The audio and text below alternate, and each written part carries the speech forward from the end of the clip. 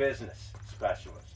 So this is Nate Bruce, and Nate's going to talk to you a little bit about, we can tell you all about growing things, right? And what to do as far as pest management, but guess what? He's going to talk to you about managing those input costs. All right, so Nate?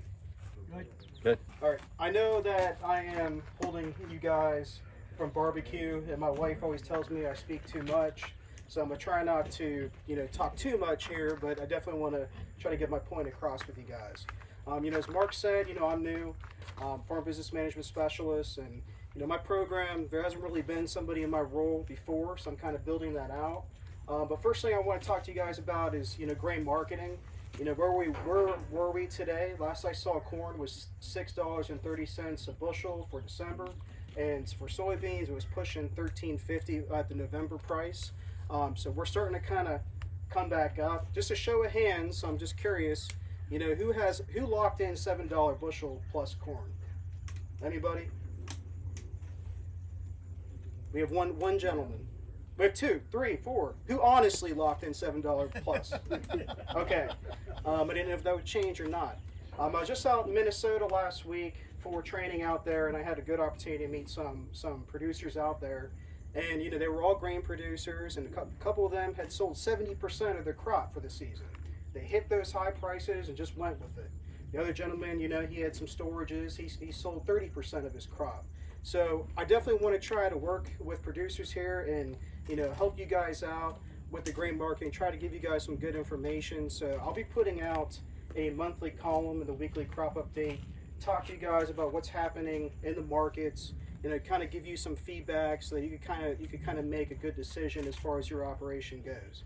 And I always say too, if you could find a dime on every single bushel that you sell, whether that's 1 dime, 2 dimes, or even 3 dimes, for a very large volume business at a very low sales price, that makes a very big difference as far as your bottom line goes.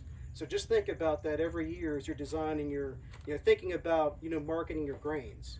Now we talk about marketing, but we're going to take a step back. We were talking about production all day, and I really think it's important at the beginning of every year to make budgets for your own individual operation.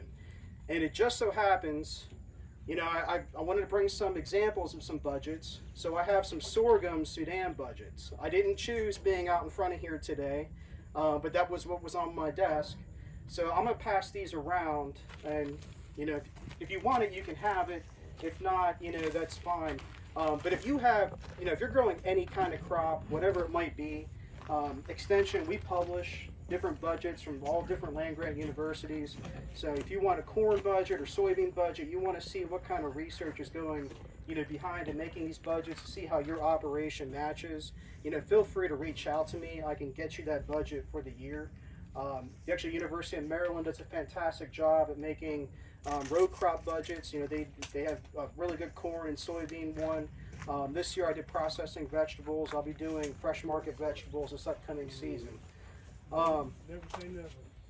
Next thing on here, I want to talk to you guys. I have another handout. Where did Sean go? Oh, he's taking that one. Okay. So what I'm handing you guys out, I don't know. I'm sure a lot of you guys watch the news, but today the consumer price index dropped to 8.5% for July, which is the inflation rate. This has been a crazy year. 2022 has been insane as far as to be a farmer and kind of go through all the stresses that we had over the course of the year. And, I think that 8.5% drop from that 9% plus, I think that was attributed to gas prices alone. Is this going to stay? Is it going to get better this month? It's really hard to tell. But what Sean just handed out is a little fact sheet I made for today called the Playbook for Farming during Inflation. Football season's coming up, so I thought Playbook would be a pretty good title for it. And I have 3 different things to kind of think about for your operation. The first thing on there, you really can't control what your input costs are going to be year to year. You can't control what the grain prices are going to be, but you definitely can control how you operate on your farm efficiently. Just think about it. There was a lot of, especially with this year with fertilizer prices the way they were. I heard a lot of different things from folks I talked to, some people were banking on fertility they already had in the soil to kind of minimize their fertilizer expenses. Some folks, were using a lot more poultry litter this year, even though litter was hard to find for a while. And others, abandoned corn production and their rotations completely. USDA had a report out, there was 4% more soybeans planted in Delmarva this year, and there was a 4% reduction in corn this year. So you know where that acreage went. So you definitely want to be efficient when you're applying fertilizer, especially at the prices we're facing now. And University of Illinois actually did a publication, I think it was like 2 or 3 days back. They're saying, we're expecting kind of the same thing going into next year. So make sure you know your return value for each unit of fertilizer that you're applying in your fields. Operating efficiently is not just for fertilizer, but also for equipment as well. So, make sure that the equipment you're operating on your farm is relative to the farm size. And just because, that doesn't mean go out and buy a brand new combine or, a new tractor because you want that. Make sure it makes sense for your operation and make sure it's running efficiently. Also too, if you have any equipment on your farm that you haven't really used in a while, that's just sitting around that you have paid off, think about possibly selling that. I know it's easy to get attached to equipment. My wife's grandfather was a farmer in southern New Jersey, and he always he had this old John Deere tractor. He never used it, and I tried to talk him into selling it. He would never do it. So, definitely think about it, especially with the way machinery prices are now. A lot of that's really increased, so you could get a little bit of cash from that. Then also too, I talk about operating efficiently. Think about your labor resources. Farm labor, good, reliable labor is really hard to find. I know that's a challenge, but really think about how you can optimize that for your operation. In farming, it's a family business. So, if you do need to let somebody go, or, I know it's a very difficult decision, or like ask somebody to step back a little bit, 9 out of 10 times it's probably going to be, a family member. Just try to think about how you can use your labor at the most effective way. The second thing on that sheet is trying to, hold on to cash reserves. I'm looking around at trying to gauge ages in the group. How many of you guys farmed in the 80s or have experience in that time period? So you guys remember the high interest rates and, the governmental payments and things like that. I survived it. You survived it. If you have cash reserves, I know last year was a really good year nationally for folks on the peninsula, and a lot of that reserve was kind of eaten alive this year, trying to get a crop in the ground with the input costs. But if we're sizing up for the same kind of year this year that we had last year, where we have an opportunity to build up some reserves going into 2023, think about trying to hold on to that. A lot of folks might be tempted to go out, and pay down long-term debts or other things like that. Well, it might be wise to hold on to that for as long as you can. If you run into the same situation with the input costs that we had this year, that could serve as a buffer for that. And that actually ties into the last thing I have on that sheet. Really watch your borrowing, because right now interest rates are soaring, and the Fed is going to have to increase the rate to combat inflation right now. So if you have anything you're thinking about refinancing right now, or you're trying to merge loans together, I would really consider talking to your lender immediately and try to avoid going out and financing something that's try to avoid that right now. Whatever the rate is right now, it's going to be extremely high.